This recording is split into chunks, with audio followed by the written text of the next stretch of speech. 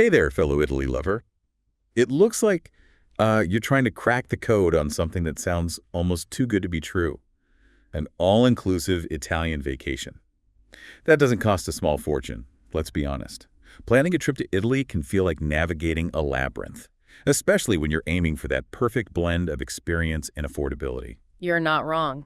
Italy is a country that invites you to savor every moment, from the art and history to the food and landscapes. But the thought of constantly checking your budget can put a real damper on that dolce vita feeling. Exactly. Who wants to be mentally calculating euro conversions while standing in the Colosseum? So that's where this deep dive comes in. We've got a fantastic article here called 12 Cheap All-Inclusive Getaways in Italy, and we're going to break it down, layer in some extra insights, and hopefully by the end, you'll feel a lot less overwhelmed and way more excited to start booking. What's really interesting is that all-inclusive vacations in Italy are becoming more common. For a long time, the focus was on boutique hotels and independent travel. But there's a growing demand for that stress-free vacation style, even in a place like Italy, where exploration is so key. Okay, so before we get into specific resorts, let's paint a picture of the Italian all-inclusive landscape. The article focuses on hotels and resorts sprinkled across various regions, but does it give us any clues about what those regions are actually like for an all-inclusive experience? It does touch on some regional differences, but let's dive a bit deeper. In the north, you've got regions like Lake Garda and Rimini. Think stunning alpine scenery, crystal clear lakes, charming medieval towns, and a more laid-back atmosphere. It's perfect for a relaxing escape, maybe with some hiking or cycling thrown in. Imagine starting your day with a cappuccino overlooking the lake and ending it with a glass of local wine under the stars. Now that's an image I can get behind. And what about the south? The article mentions places like Calabria and Puglia. What kind of vibe are we talking about there? The south is where you'll find that quintessential Mediterranean energy. Think sun-drenched beaches, turquoise waters, ancient ruins, and a taste of that vibrant southern Italian hospitality. It's a bit more off the beaten path than the north, which means you might get a more authentic cultural experience. Picture yourself strolling through ancient olive groves, diving into hidden coves, and savoring fresh seafood right on the beach. Okay, both sound amazing, but for very different reasons. And speaking of different, let's talk price range. Is all-inclusive in Italy really as budget-busting as people say? Or does this article live up to its cheap getaways promise? The article highlights options that start under $650 per person for a whole week, which is pretty remarkable for Italy. Even the more upscale resorts max out around $1,300 per person per week, of course. We'll want to look closely at what's included in those prices, because a lower price tag sometimes means you're sacrificing something, whether it's amenities, location, or even the quality of the food. Right, because cheap doesn't always mean value, especially when it comes to travel. So let's start unpacking some of these specific hotels. The article divides them into budget-friendly and slightly more luxurious options. Where do you think we should jump in? Let's start with a couple of options that caught my eye for the budget-conscious traveler, especially families. The article features Hotel Holland in Rimini. It boasts a beachfront location on the Adriatic Sea, and the price is almost unbelievably low, under $500 per week per person. The catch. Well, the rooms are described as simple, which often translates to basic furnishings and potentially smaller spaces. Okay, so maybe not a luxury haven, but for under $500 a week on the Italian coast is definitely worth considering. But wouldn't those simple rooms feel even smaller if you've got a whole family crammed in there? That's a great point if you're traveling with kids, especially younger ones. You definitely want to factor in space and comfort. It's worth checking recent reviews to see if simple means cozy or just plain outdated. The article does highlight the hotel's wide range of on-site activities, which could be a lifesaver for keeping everyone entertained. That makes sense, especially if you're planning to spend a lot of time at the resort. Now, what if our listener is picturing a romantic getaway, something a little more intimate? For a couple's escape, the article suggests Hotel Continental in Cordoredo. It's another beachfront property, this one on the Adriatic coast, and it boasts a private beach, which always adds a touch of exclusivity. The price is a bit higher than Hotel Holland, coming in under $650 per person per week, but still very reasonable for an all-inclusive in Italy. A private beach sounds incredible, but I'm also wondering about the location itself. Tortoredo isn't exactly a household name. Does this resort offer enough to do for a whole week? Or would we be bored after a couple of days? That's where you need to weigh your priorities. If you're looking for a bustling resort town with tons of nightlife and attractions, Tortoredo might not be the best fit. But if your vision is more about unwinding on a quiet beach, enjoying romantic dinners, and soaking up the Italian sunshine, then it could be perfect. It's all about finding that right match. You're reading my mind, and it brings up a really important point. Are these prices actually good deals? I know we're comparing them to, say, a luxury hotel in Rome. Yeah. But even for these smaller towns, are we getting good value for our money? That's where my experience comes in. I've been tracking Italian travel trends for years, and honestly, these prices seem very competitive for what's included, especially considering they cover all your meals, drinks, and often some activities, however. We need to be on the lookout for hidden costs, those sneaky extra charges that can inflate your budget. Oh, I have a feeling you've got some insider knowledge on those hidden costs. But before we dive into those budget-busting gremlins, let's move on to some of the more upscale resorts from the article. I'm curious to see what a little splurging gets you in the Italian all-inclusive world. All right, let's step into the realm of treat yourself with some of the more luxurious all-inclusive options from the article. I'm already picturing myself lounging by a pool with a view of the Mediterranean, maybe sipping on a Bellini. What's first on the luxury list? The article highlights VOI Floriana Resort in Cimeri Mare, Calabria. It's described as a 4-star beachfront property with upscale amenities, making it a popular choice for honeymooners or anyone seeking a little extra pampering. Honeymooners, you say. What is it about this resort that screams romance? Is it the location, the atmosphere, or maybe some special couples-only perks? From what I've gathered, it's a combination of factors. The resort is situated on a beautiful stretch of coastline with direct access to a private beach. Imagine romantic walks along the shore, sunset cocktails overlooking the water, and candlelit dinners under the stars. They also have amenities like a spa and multiple pools, which definitely adds to the relaxation and romance factor. Okay, I'm sold on the romantic vibes. Yeah. But let's talk price tag. Is this place going to break the bank? It's definitely a step up from the budget-friendly options we discussed earlier. The article lists the price at around $1,130 per person per week. Now that might seem like a splurge, but when you compare it to the cost of a luxury hotel in a major Italian city, plus all the meals and drinks you'd be paying for separately, it might actually be a pretty good value. That's a good point. Sometimes those initial higher costs actually balance out when you consider everything that's included. But let's be honest. For that price, I'd expect some serious wow factor. Does this resort live up to the hype? That's where things get a little tricky. The article doesn't provide a ton of detail, but it does mention upscale amenities. What exactly does that mean? Is it a state-of-the-art spa, gourmet dining options, or maybe even butler service? To truly assess the value proposition, we'd need to dig a little deeper. Check out the resort's website, look at guest reviews, and maybe even contact them directly to ask some specific questions. Excellent advice. It's a reminder that even with these pre-selected options, a little extra research is always a good idea. Speaking of needing more information, there's another resort that piqued my curiosity, TOI Magic Life Calabria. It caught my eye because the article mentions tons of on-site activities. Yeah. But then some reviewers said it lacked that authentic Italian charm. What's your take on that? That's a classic dilemma with large-scale, all-inclusive resorts, especially those geared towards international travelers. They excel at providing a fun-filled, activity-packed experience, but sometimes that comes at the expense of feeling truly immersed in the local culture. It's almost like being in a bubble. Right, like you're stepping into a generic resort world that could be anywhere, rather than experiencing the unique character of Italy. But for some travelers, that's exactly what they're looking for, a chance to disconnect, relax, and be entertained without having to venture outside the resort. Absolutely. It all comes back to personal preference and the type of experience you're seeking. If you're someone who prioritizes a wide array of activities, convenience, and maybe even a bit of predictability, then a resort like TUI Magic Life Calabria could be a perfect fit.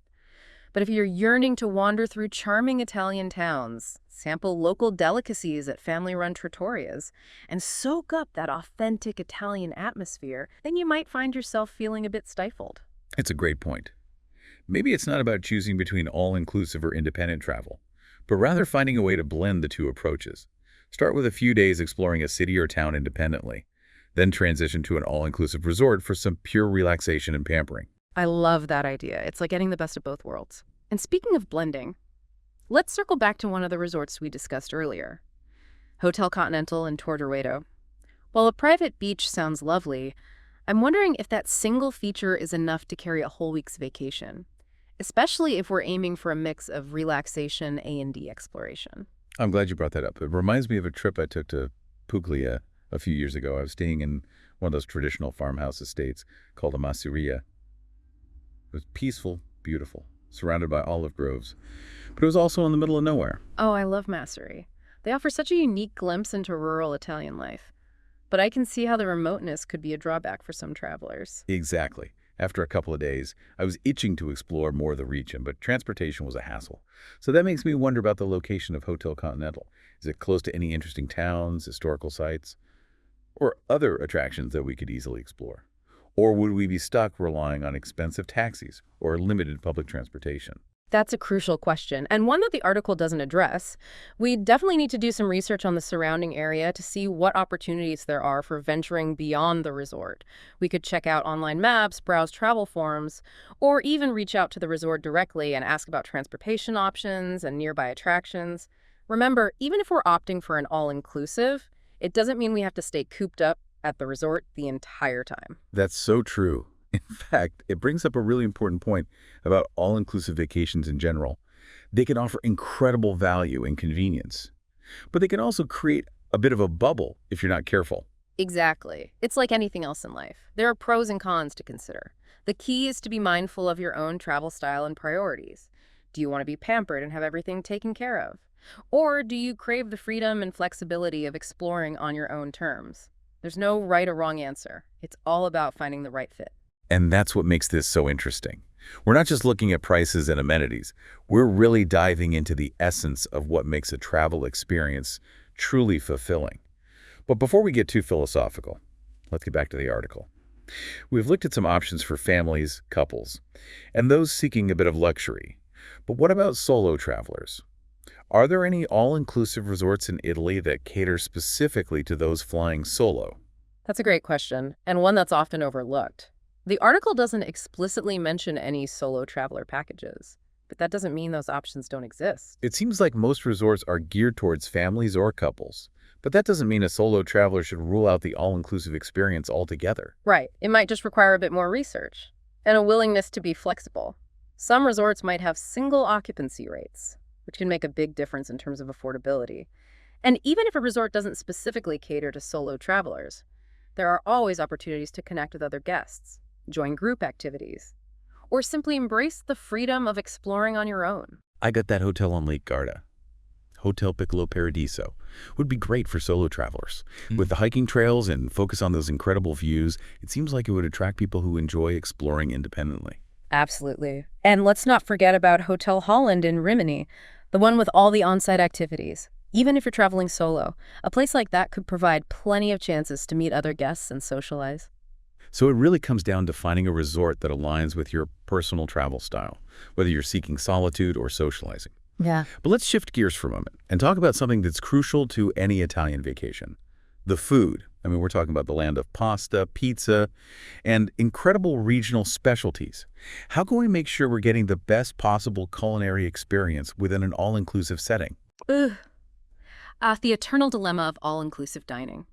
It's no secret that some resorts fall into the trap of offering generic, mass-produced meals that lack the authenticity and flavor we crave when we travel, especially in Italy. But there are ways to avoid that culinary disappointment. First, look closely at the resort's dining options. Do they have multiple restaurants offering a variety of cuisines? Do they showcase local specialties and use fresh seasonal ingredients? And most importantly, read those guest reviews. They can be a goldmine of information about the quality and authenticity of the food. Always check the food photos in the reviews. They can be very telling. And I'm guessing it's also worth asking some specific questions when you're booking, right? Definitely. Find out if they offer themed nights featuring regional dishes, cooking demonstrations, or even the possibility of dining at local restaurants as part of your package. And never underestimate the power of venturing outside the resort, even if you're on an all-inclusive plan. Make time to explore local markets, trattorias, and cafes. That's where you'll find the true heart and soul of Italian cuisine. That reminds me, we need to talk about hidden costs. Those pesky extra charges can really add up, especially at all-inclusive resorts. What are some of the common traps we should watch out for? Oh, the hidden cost gremlins are lurking everywhere. Drinks are a big one. While many all-inclusive packages include basic alcoholic and non-alcoholic beverages, those premium brands or fancy cocktails often come with a surcharge. And don't forget about activities. While things like swimming pools and fitness centers are usually included, Other activities, water sports, spa treatments, excursions, might cost extra. So we need to check the fine print very carefully and not get swept away by that initial all-inclusive label. What else should we be wary of? Result fees are becoming increasingly common. Even at all-inclusive properties, they're essentially mandatory charges that cover things like Wi-Fi, parking, or access to certain amenities, and they can really add up, so make sure to factor them into your budget from the start. It sounds like transparency is key. Don't be afraid to ask the resort directly about any potential extra charges. It's better to be prepared than surprised.